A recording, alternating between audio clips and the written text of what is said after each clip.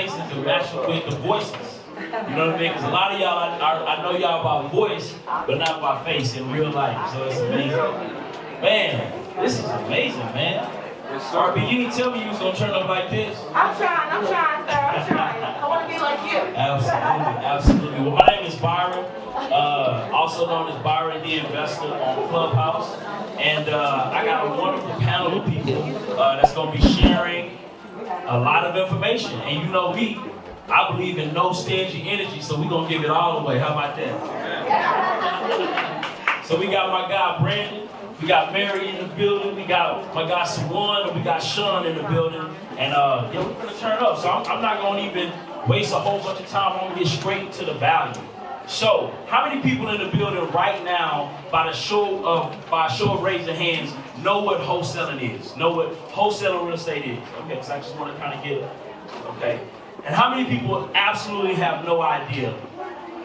Okay, all right. So we're going to start with y'all. Is that all right? We're going to start with y'all. All right, so here's the deal.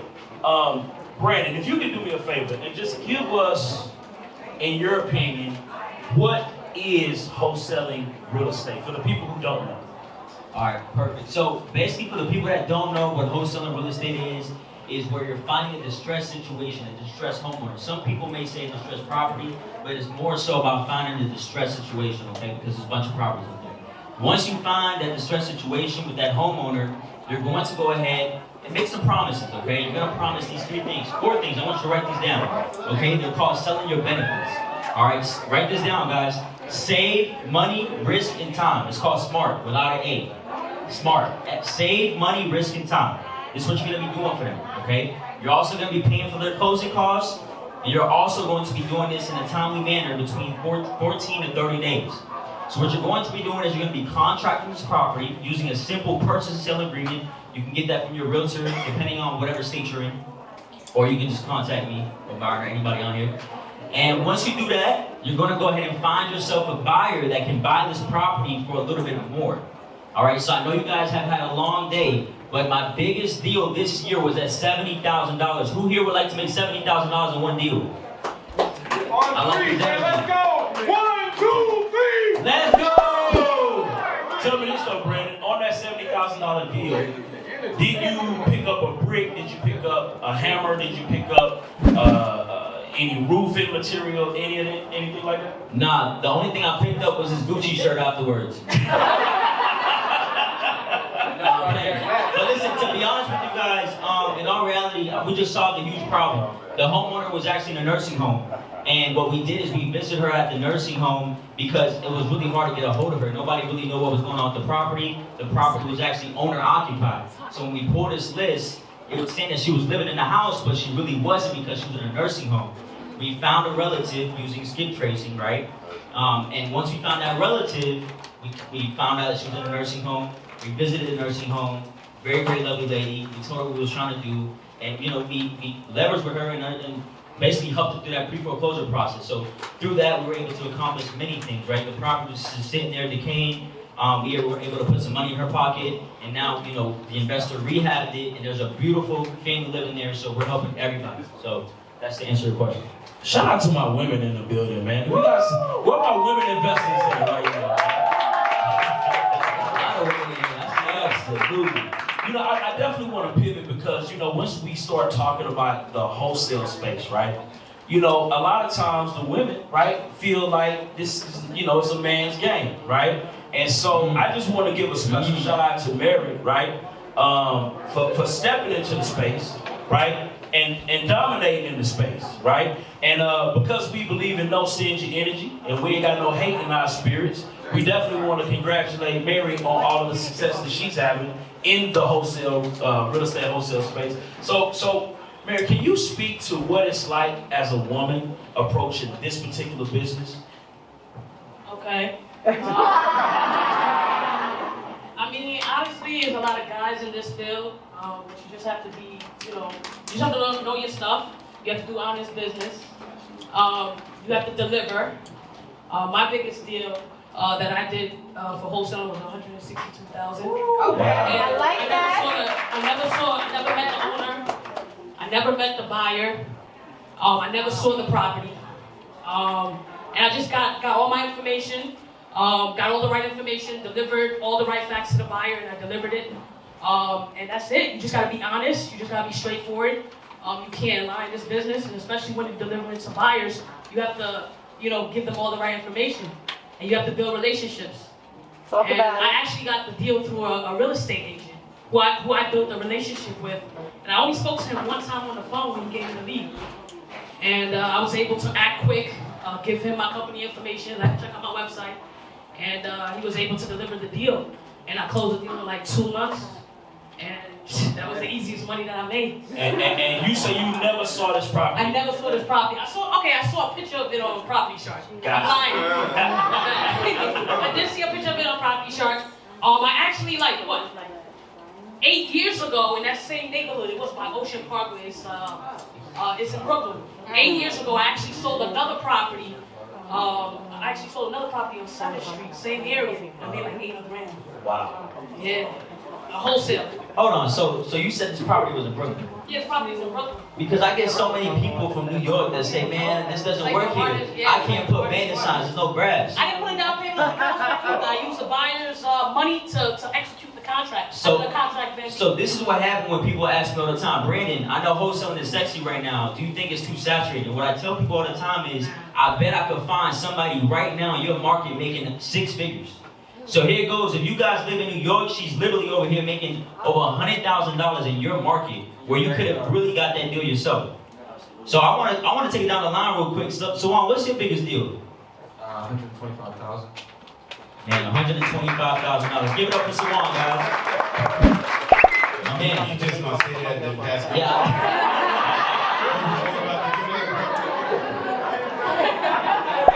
And just so everybody understands, you're not necessarily a wholesaler, okay? She just told me. Wholesaling is just the exit strategy. You are a buyer, okay? She said You are she a just buyer, about and that's the way you represent yourself. So when you're talking to these sellers out here, don't just say, hey, I'm gonna wholesale it. She just texted me that he's teaching That's us not the about way his you do program. business, all right? But the way you do business is you get good at talking to people. You create some kind of skill that you do repetitively over time to help negotiating and get prices down low and help reason and persuade, okay? And then you create relationships where you can help them make money, and then everybody will reciprocate, okay? In this business, the attorney, the state, the Fed, contractors, appraisers, surveyors, you're responsible for all of their livelihood by finding deals. So you're needed in this market today. Make sense? That part right there. What's the question? What's the question? What was that biggest deal? Oh, the biggest? Jesus. Yeah, I close a lot of real estate, bro. The biggest, I don't know, it's probably like 60, 65K. But see, how I wholesale, how I run my wholesale business, I'm about volume, right? So I like to do a lot of 60Ks, right? Or a lot of 30Ks or 10Ks, right? So, Milwaukee, and I'm from New York, guys, so salute to Mary, because out here in New York,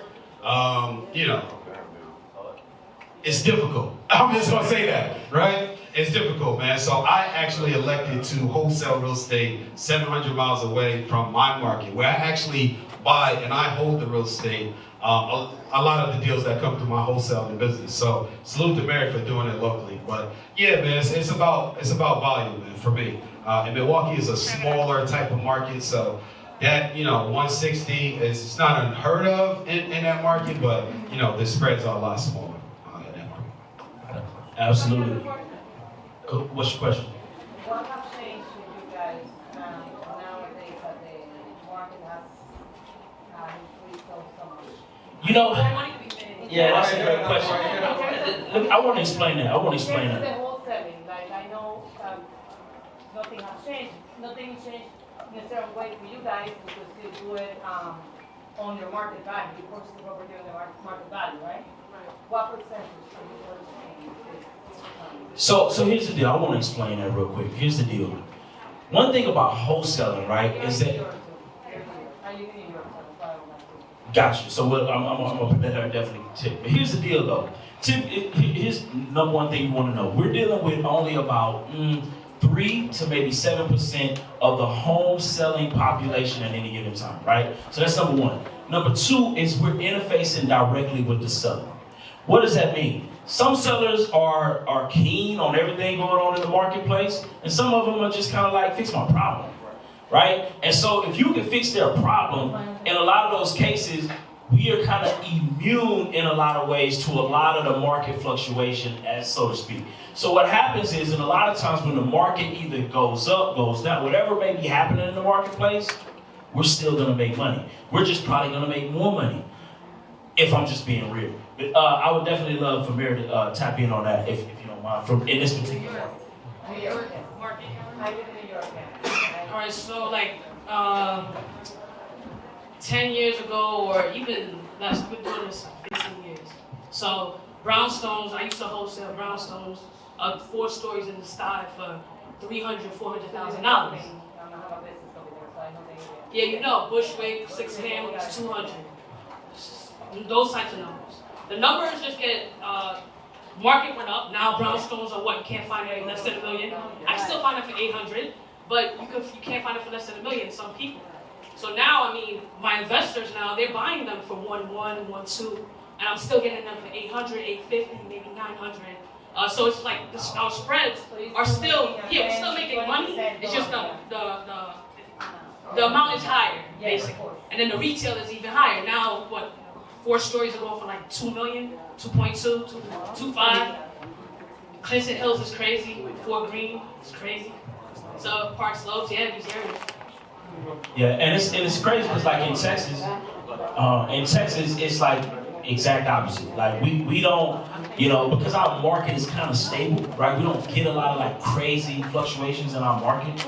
We're kind of stable, so our spreads are nowhere close to 100,000 on average, right? We probably like on average maybe about 15 to maybe 30, right? But we just focus on doing a whole bunch of them. You know what I mean? So that's kind of like where we are with that. But you had a question?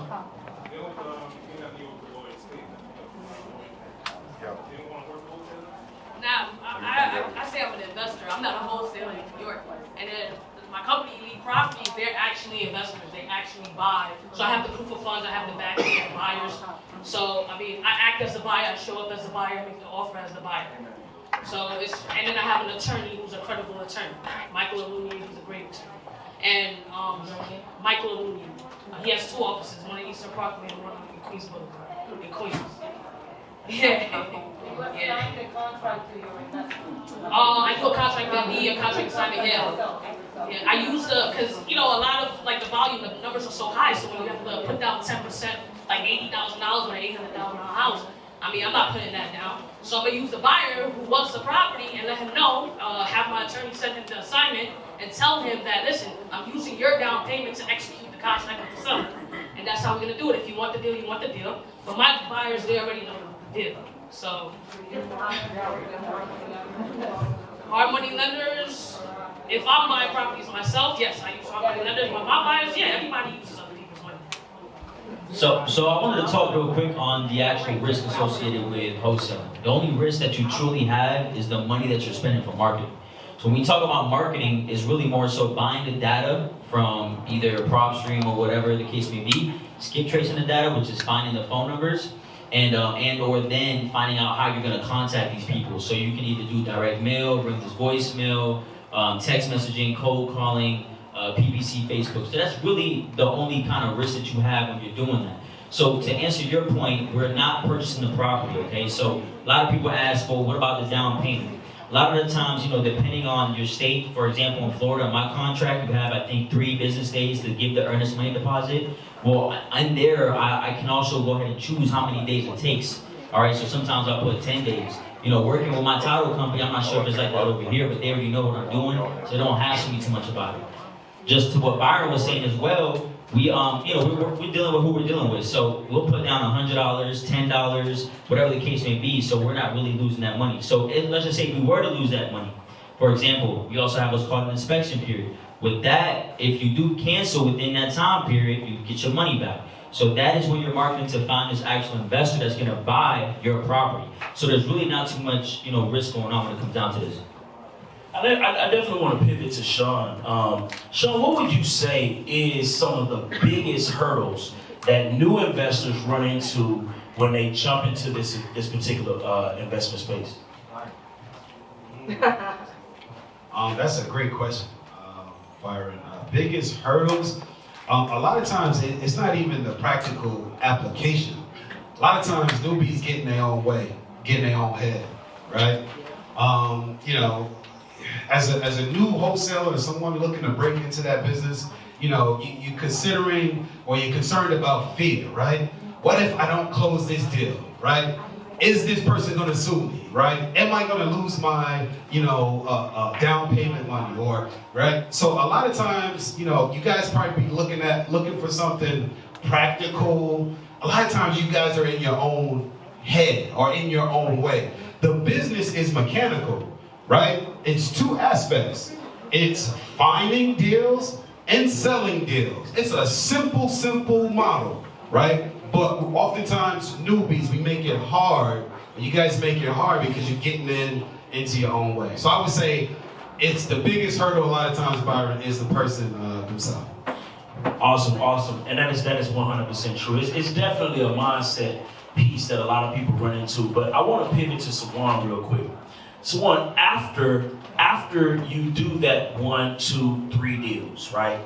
What would you say is the issue with people converting this particular business from a side hustle to an actual business? Can you speak on that? Most of the time it's going to be that you didn't document what you were already doing. Because like when you first start, you're just practicing, so you don't really think about, hey, let me make sure I'm recording myself, talking to someone so I can train someone later. So because once you hire your first person, which is probably going to be your cold caller, so that way you can have consistent leads, and they say, oh, well, do you have any phone calls for me to listen to? Oh, dang, I didn't do that. Well, can you tell me how to use this, your software? And then you have to spend your own time training them on that software versus you playing back a video that you already recorded previously, right? So right now what I can say is documentation is everything, and that's one reason why you see all the cameras looking at us, because we're trying to document our journey so we can learn and teach and grow, and it'll be easier, in 10 years because we have so much documents. So that's one thing that people always kind of skip over, but they never think about. It's just documentation, okay? And like I said, you're gonna have to hire. Anytime I have a deal flow problem, I hire. That's the bottom line. So if our deal flow is off, if our lead flow is off, I'm missing somebody on my team. Anytime I realize that our average rents, okay, are lower than they should be, or we're collecting less rents, it's my team. It's my team. So I need to either hire somebody new, or I need to train, recorrect, and work on my systems and processes for measurement. So, I want to pivot to Brandon, if you don't mind. So Brandon, tell me this. What is another thing that you feel blocks people from automating this business? Because a lot of people look at this business from hustle, right? Can you speak to some of the issues as to why people can't automate this business and make it to where it just flows on its own? Yeah, so many people want to fire their boss, but they never want to fire themselves. So many people want to fire their boss, but they never want to fire themselves. And that basically means, that you're the bottleneck to your company. That bottle's trying to go ahead and just come out, but you just right there at the neck, you're not letting yourself, let your business flourish. So a lot of the times you gotta also put other people in position to make mistakes. Okay? And I know you guys are probably looking when someone was like, oh, hire somebody, but don't worry, if you're making $10,000, $20,000, trust me, there's VAs out there that cost $3 to $4 to do what you do. Okay? I talk about this all the time. You just need to be Phil Jackson. For those people out there that know about basketball, you need to be Phil Jackson. Okay? You can find a Michael Jordan, you can find a Scottie Pippen, you can find people that are good at what they're good at. You just gotta be a good leader. So, and I also really want to talk about this really quick, guys, as well, because when it comes down to the foundation of real estate, this is a people's business. So it's cool that everybody's talking about, funding, crowdfunding, syndication, commercial, this, that, and the third, but it all comes down to talking to people. And if you want to learn how to talk to people, run a wholesaling business, because we're out here doing 100 calls a day. I can promise you right now, if y'all want to do a role play with me, let's get it going. Absolutely. I got a quick question for Mary on this. So tell me this, because a lot of people discount the power of interfacing directly with people, right? And they discount the skill sets that you pick up and the amount of opportunities that you pick up by just interfacing directly with the public. So I want Mary to speak on how she was able to not only just by being in the wholesale space scale up a rental portfolio, right? But all of the other things that go along with just being able to get direct to seller, get that deal at that discount. What are some of the opportunities that it opens up for you, just for long-term investment strategies?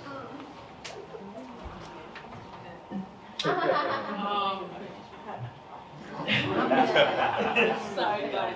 That's good. As far as like Yeah, so like wholesaling, getting property. absolutely. So being able to get properties at a steep discount from sellers, what kind of other opportunities does that open up for long-term investments? Well, being able to get a rental portfolio, being able to find the deal and do the burst system. I mean, I got like 25 units, and I was able to do that by wholesaling in New York and wholesaling in Philly, and being able to get that money and buying and building relationships with hard money lenders, building relationships with other wholesalers. I bought my first property when I found it on Craigslist. I used to get deals off of Craigslist. You guys have Craigslist too? Yeah, I used to get deals off. I bought my first 2 properties in Bridgeport, Connecticut off of Craigslist. And just being able to call people and relate with them, talk to the sellers, have outside conversations, and build a relationship. Once the seller trusts you, that's it. Whether you're a broker, an investor, an agent, a mortgage person, once you get that trust and you know what you're talking about and you deliver, that's it. Absolutely. And I would yes. Jump in. So just to expand on that, okay? So my wholesaling company, that wasn't the first thing that I did. In college, I rented out like a 3-bedroom apartment, furnished the other 2 bedrooms, rented those 2 bedrooms. I stayed in one. I lived in college for free. Okay, so it starts there, and then you build on it. And then next, I worked at the car dealership, got a financing deal, and I got my first financing. Second deal financing. Third deal, I couldn't get financing, so I sold paper. Next thing you know, I'm doing a creative deal and I'm buying houses on lease option. Next thing you know, I'm talking to sellers and I'm taking over subject to properties. Next thing you know, we're selling 100 deals. Now we got buyers who are having problems supplying consistent work with their contractors. So we start doing their trash outs. Now we got a trash out company. Now I got 4 rental properties. Tenants don't want to cut grass, we're getting code violations. So the tenants ask us, can we cut the grass? We charge them more rent. You see what I'm saying? This is not like a one layer. That's why I say, don't say wholesaling. Don't say wholesaling. Don't say wholesaling. I'm trying to bring it. Okay. Let's go on 3. 1, 2, 3. Let's go! God's got to be on fire about your vision.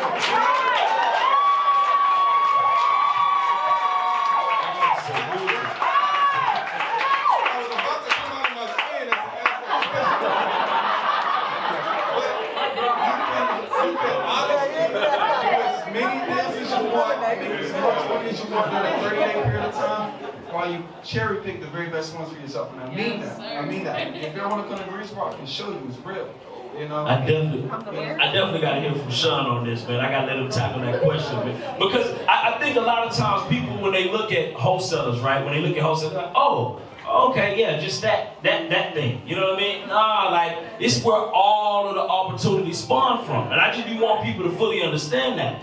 Sean, you want to tap in on that question? Yo, I think, man, that point, I mean, how you gonna put me after Sawan, first of all?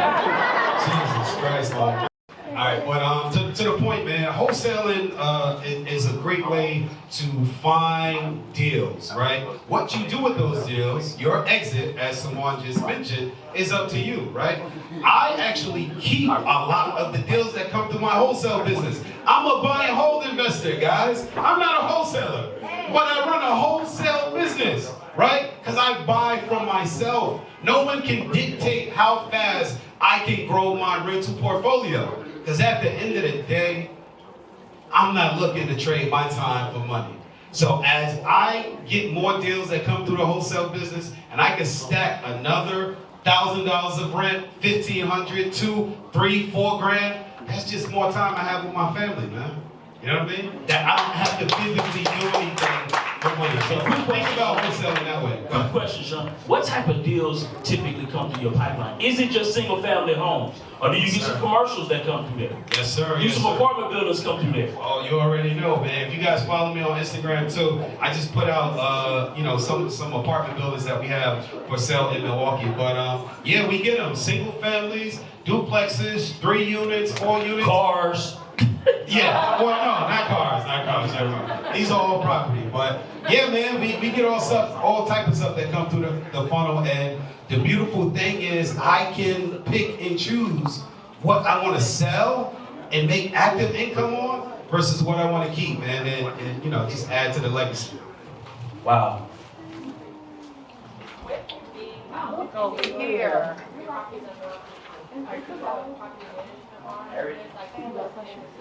Another time. Great question. All right, so the question was, considering I wholesale real estate out of state, who's in the market, right? Who do I have in the market? I got a small militia in Milwaukee. No cap, like for real. If anybody travels down to Milwaukee with me from anywhere in the country, you guys will see who's on my team in that market. I mean, property management, we got 3 property management companies, right? Contractors associated with the property management companies, right? Title companies, attorneys, insurance companies, like handymen, process servers, realtors. I got a small army down there.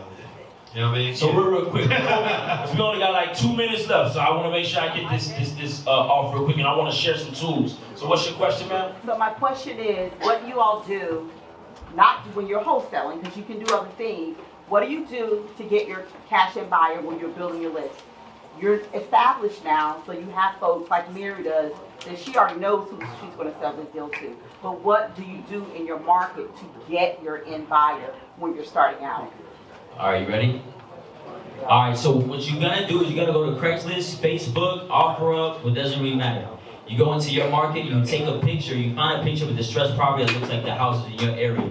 You're gonna create what's called a ghost bandit sign, all right? You're then gonna go ahead and Google the median sales price of your market. So for example, in Florida, it's $260,000. So I'm gonna take 50% of that, post this picture of this distressed property on Craigslist, Facebook, or wherever, and I'm gonna go ahead and say that I'm selling this property as is, looking to close, yada, yada, yada. You're gonna get a whole bunch of cash buyers contacting you. You then wanna go ahead and get a Google form, have them basically, go through a vetting process, because a lot of these people are gonna be us wholesalers trying to get more deals. So you wanna find the actual people that are buying properties, and once you do that, you vet them, and that's why I love cash buyers. I've had cash buyers that I've made over 6 figures with, which is really important that you build that cash buyers list, because at the end of the day, with a homeowner, you can only buy the house one time. With a cash buyer, he can make you rich. So I actually did want to talk about KPIs with Byron really quick before we got 15 seconds. So actually, never mind. What do you want to do? What do y'all think we should talk about? Let's ask the people. All